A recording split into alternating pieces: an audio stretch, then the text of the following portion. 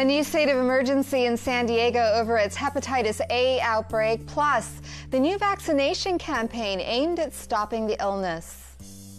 The paintings have less to do with politics specifically, but more to do with humanity and the challenges we all face as human beings. Love, war.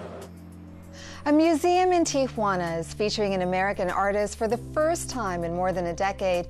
See what the artist hopes a Mexican audience will take from his work. Anything that the Major General does is just golden. Yeah. Particularly this Major General. Taking center stage in San Diego, a classic opera that has made audiences laugh for more than 100 years. The secret to success for the Pirates of Penzance. KPBS Evening Edition starts right now.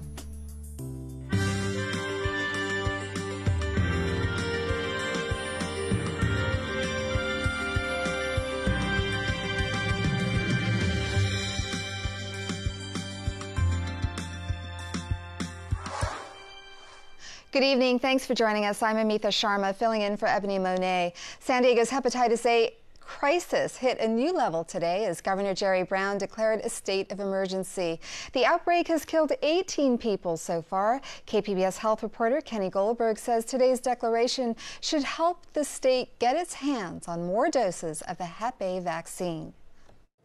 The California Department of Public Health has already distributed nearly 80,000 doses of the Hep A vaccine. The supply has come from the federal vaccine program, but the state has been told it needs to find another source. The emergency declaration will allow the state to buy vaccine directly from manufacturers. Dr. Gil Chavez is Deputy Director of the Center of Infectious Diseases for the California Department of Public Health. The past several months where we've used 80,000 doses, that should give you an order of magnitude of what we need to have to continue to make inroads. San Diego has been the epicenter of the hepatitis A outbreak. Cases have also been reported in Los Angeles and Santa Cruz. Kenny Goldberg, KPBS News. Congressman Darrell Issa is now calling for federal aid to help stop the hepatitis outbreak in San Diego. He sent a letter today to both the Department of Health and Human Services and the Centers for Disease Control and Prevention. He wants the health department to provide emergency grant funding to help local authorities contain the virus and aid communities in preparedness efforts. He also says, quote, "We cannot wait until more communities are infected and impacted before taking action." The city of San Diego is launching a new vaccination campaign to fight the hepatitis A outbreak. KPBS's Matt Hoffman says the program involves fire department employees. Delivering shots is not something new for paramedics in this county. Delivering vaccines is. Starting next week, San Diego Fire Rescue paramedics will begin walking city streets offering people the Hep A vaccine. Paramedics, throughout the county of San Diego, are limited to, what medications they can deliver. Many of those medications, are, very strong narcotics, things like Narcan, Benadryl. So they're delivering shots every day. Normally, paramedics don't give vaccines, but with the local hepatitis outbreak, the state of California gave San Diego an exception. The California State Emergency Medical Services Authority, the County of San Diego Medical Services appealed to them to allow an exemption so that we could use, our and the private sector paramedics. One of the criteria was, though, that it needed to be under the supervision of a nurse. Nurses will come from the city's ambulance provider, American Medical Response, or AMR. The program starts next week with 3 teams patrolling city streets. Matt Hoffman, KPBS News. Firefighters are gaining some ground on the massive wildfires burning in the heart of California's wine country. The fires have killed 34 people and destroyed at least 5,700 homes and businesses. 90,000 people have been forced out of their homes. Thousands of firefighters are battling 21 wildfires spanning more than 300 square miles. More crews are pouring in to help. Fire investigators are searching for what caused these fires. Literally, in Sonoma County alone, we have 20 cause and origin investigators combing the landscape working on that. We are not going to have a lot of extra information or additional information to talk about over the weeks to come as they go through this painstaking process. It's very technical. You know, clues, information, all these things can be consumed in a fire. These experts have to go through and do a lot of work forensically to get there. Here is an aerial view of the fire aftermath in Santa Rosa. Drone video by Douglas Throne shows a postman delivering mail after a fire tore through his neighborhood. Federal immigration agents say they're suspending their enforcement operations in the fire zones. That news came out on Twitter this morning. Immigration and Customs Enforcement says its top priority is preserving life and safety, so it won't take action unless there is a serious criminal posing a public safety threat. The statement also says ICE agents will not do sweeps at evacuation or assistance centers. Fire danger is expected to go up across San Diego County starting on Saturday and continuing into Monday. KPBS reporter Susan Murphy tells us fire officials are on high alert. At CAL FIRE headquarters in Rancho San Diego, all hands are on deck as hot temperatures, single-digit humidities, and Santa Ana winds are headed this way. Certainly the weather that we're exhibiting, that's being exhibited right now, is ripe weather for a catastrophic wildfire in the event one should start. CAL FIRE Captain Kendall Borteaser says all staff have been recalled, days off have been canceled, and alternative firefighting resources have been added as several of his staff have been deployed to battle the devastating fires up north. And so what we've done as a result of filling in behind the resources that we've sent out is we currently have exercised our agreement with the military to utilize 6 of the Navy and Marine helicopters and have them staffed up and mobilized and ready to use in the event anything happens here.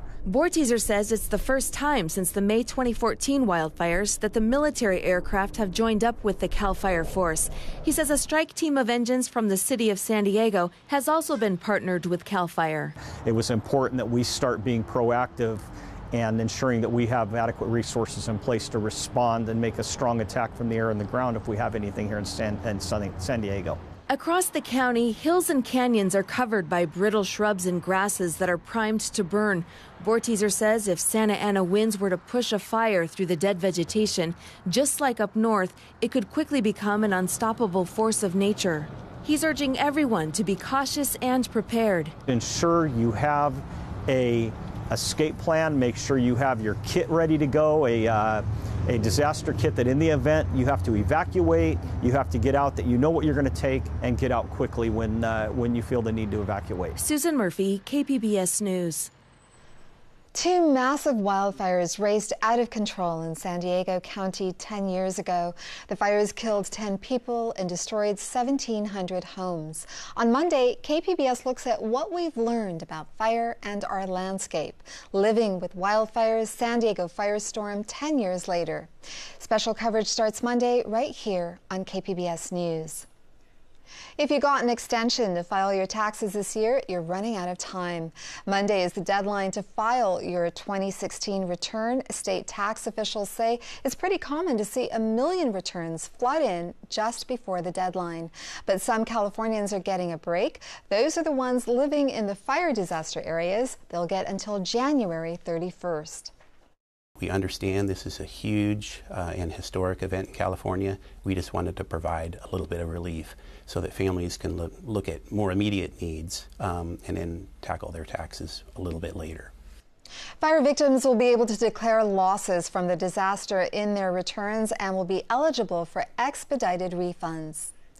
There's a legal fight brewing over the Affordable Care Act. California and 11 other states are planning to sue President Trump over his decision to stop payments that lower health insurance deductibles and co-pays for millions of Americans.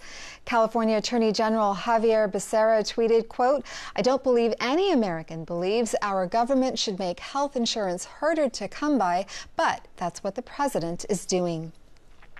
Becerra and his counterparts from Connecticut, Kentucky, Massachusetts, and New York are among those announcing they will file the lawsuit in federal court in California. Governor Jerry Brown has signed a bill that could make things easier for Democrats running for county-wide office. Positions like supervisor, district attorney, or sheriff. Right now, those races can be settled in the June primaries if a candidate wins more than half the vote. The new law seeks to force all county-wide races to be settled in November when more voters turn out. That often tends to favor Liberal candidates. The change is not automatic, though. It first needs to be placed on the ballot. Then it needs the approval of county voters. There's a cable programming shakeup connected to the Harvey Weinstein sexual harassment scandal. Weinstein and the Weinstein Company will be removed from 3 shows they produce for A&E network channels. That includes Lifetime's Project Runway. California lawmakers say even though they are making progress on the protection of women's rights and health, the case with Weinstein proves there is much more work that needs to be done. This has been a long-standing problem in our state, in our nation. We have the President of the United States is someone who has a long history of this kind of behavior. We've got to change that behavior. We've got to change that paradigm. It cannot be acceptable anymore. Santa Barbara Senator Hannah Beth Jackson says she plans on crafting new legislation to protect women who are victimized and want to speak out. The National Park Service says it's got a big problem with harassment and discrimination, and the agency says it's starting a new program to change that. The Park Service surveyed its employees and found more than 1/3 of them had experienced some kind of harassment or discrimination on the job, and some reported being sexually assaulted. The agency says it's going to strengthen its policies on training and investigations with zero tolerance for harassment. KPBS is mourning the passing of its first general manager, John Witherspoon III. His vision for the station was to make it the go-to outlet for public affairs and arts and culture coverage. As the first general manager of KPBS, which was then called KEBS in 1967, Witherspoon was part of a team of GMs that helped create the Public Broadcasting Act 50 years ago next month. The act established the Corporation for Public Broadcasting and later the Public Broadcasting Service and National Public Radio. KPBS general manager Tom Carlo knew Witherspoon well. He says Witherspoon imagined KPBS, both the radio and television sides, would robustly commit to local programming. And his vision was public affairs and arts and cultural programming. And here we are 50 years later, and the backbone and the foundation of our local commitment to San Diego is public affairs, high quality trusted journalism, and arts and culture and history programming. So the vision that John had in 1967 is really the vision we have today, and it will be the vision for KPBS as we go into the future. Witherspoon died Wednesday of natural causes. His wife of 67 years, Mercedes, along with the couple's 2 daughters and son-in-law, were by his side. We look at how President Trump's demands on immigration endanger a deal with Democrats on DACA, and at how the hepatitis A outbreak breeds illness, death, and arguments over who will pay the bills. Those stories and more on the Roundtable tonight at 8:30. A museum in Tijuana has just opened a special exhibition featuring the art of an American painter.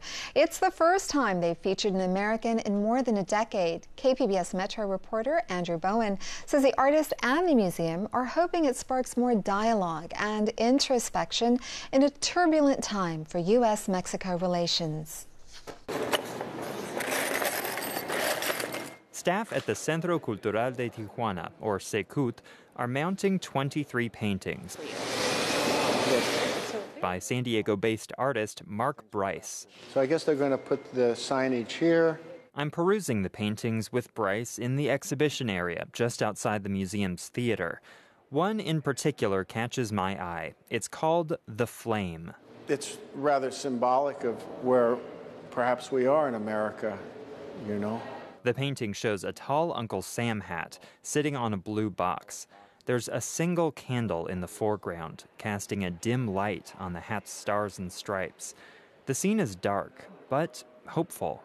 There's a flame in the American people, and there's that spirit. So we want to keep that alive. And it means different things to different people, but we have to respect all different people's flame. and in the spirit of being American. Being American is great, but we have to do the right thing, right? A lot of Bryce's work features American iconography, flags, American landscapes. Bryce says that's a reflection of who he is. He was literally born on the 4th of July. Some of his works do take a critical look at the United States, but they're not preachy.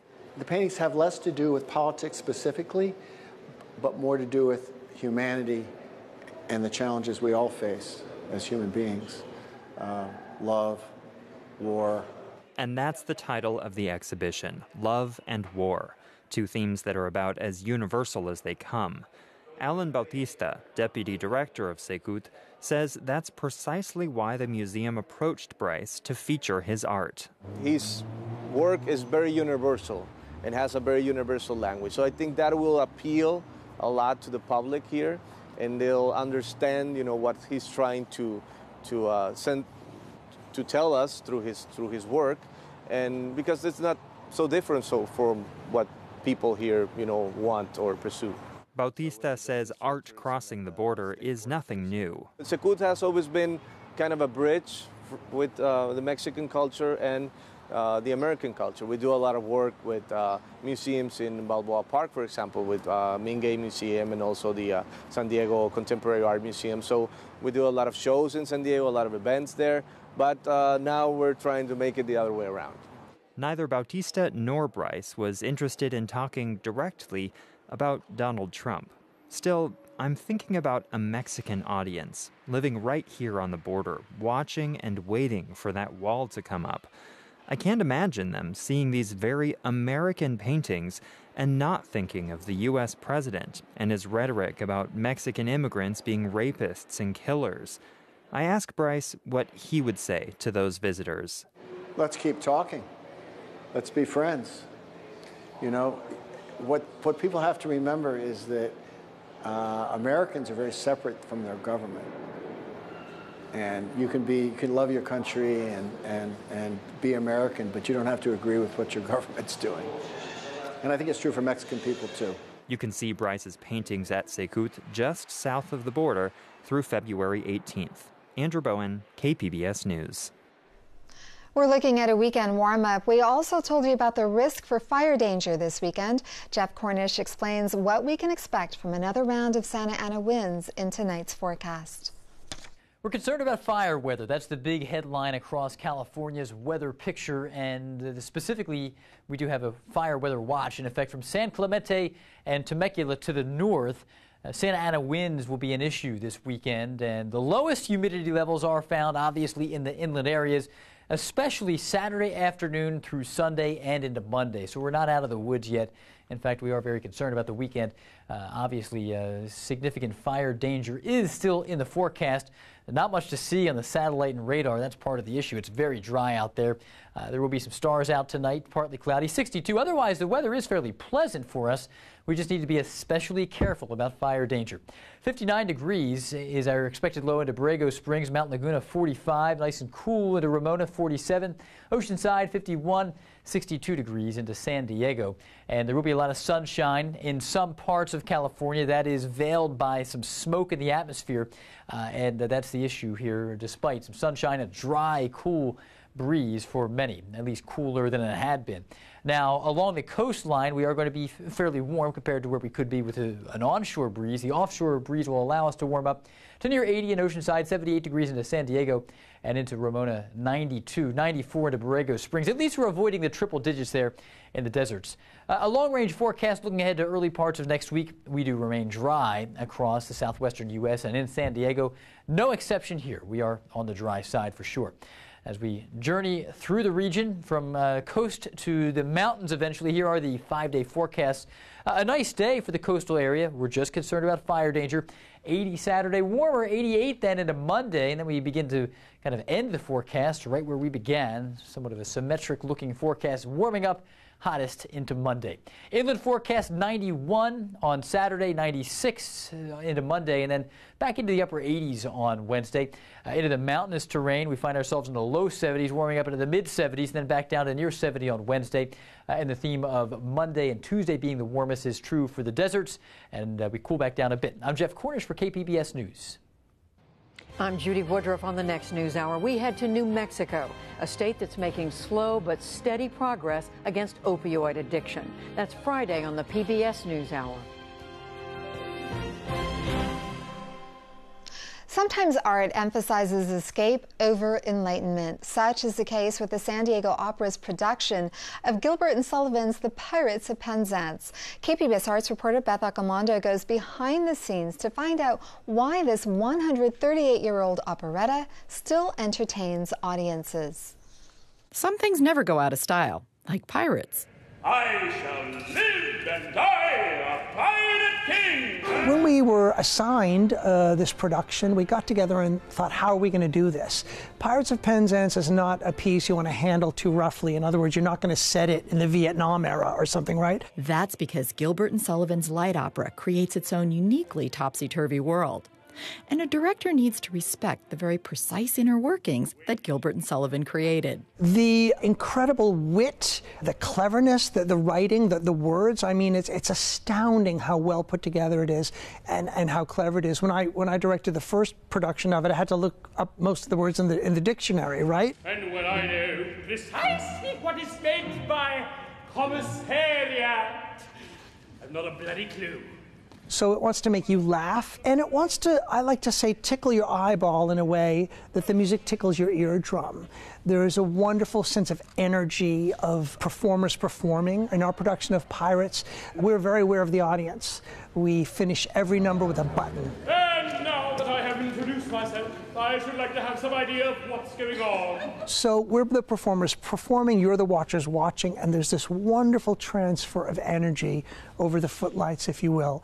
It's a lot about sharing. And timing. A lot of what happens in the audience has to do with the timing of lines. Like when do you come in? Do you do this? So I always wait till the laughter's just trailing off and then I step in. Yeah, it's timing of when to begin your line. Start! For I am a pirate king. I'm a big proponent of the Greek ideal of theater, which is that it's a group catharsis. And that goes also with comedy, because the energy that the audience brings, even if it's a drama or a comedy, it's the energy that the audience gives to us and what we give to the audience, and we're both involved in the process, and that's the beauty. That's why I keep coming back and doing it. Yep. The lightness of Gilbert and Sullivan can make a nice contrast to the heavy drama that can be grand opera. I'm a great believer in humor. You know, laughter is the best medicine, and even if it means laughing through the tears sometimes, there's a transformation, there's a change that happens when we can laugh at ourselves. But we should have thought of that before we joined the force. We should. It is too late now. And in the convention of their time, they were, as the British say, taking the mickey out of the upper class. Yep. You know, they were making fun a little bit of their own class very cleverly, and had people laughing at themselves, which is, I think, some of the best things. That's genius. Yeah, that people weren't offended that they thought it was funny. Yeah.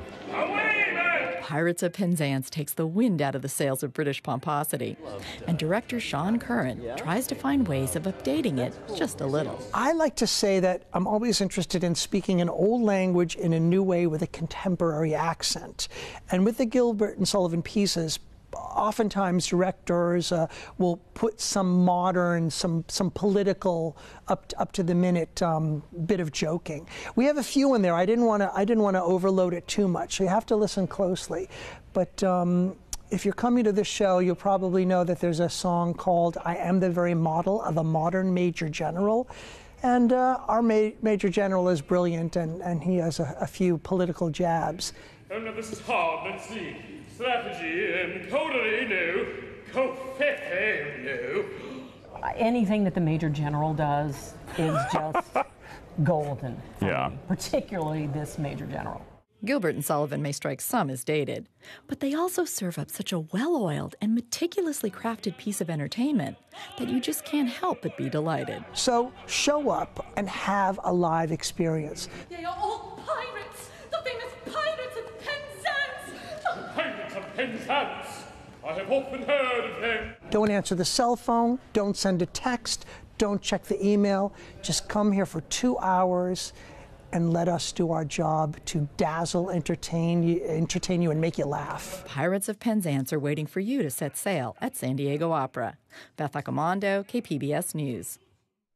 San Diego Opera's production of Pirates of Penzance opens tomorrow and will have 4 performances over the next week. You can find tonight's stories on our website, kpbs.org/evening edition. And tonight we leave you with the music from Hotshot Fire Crew from the National Park of American Samoa. They're singing a Samoan spiritual as they leave the fire line in Trinity County. Thank you for joining us and have a great evening.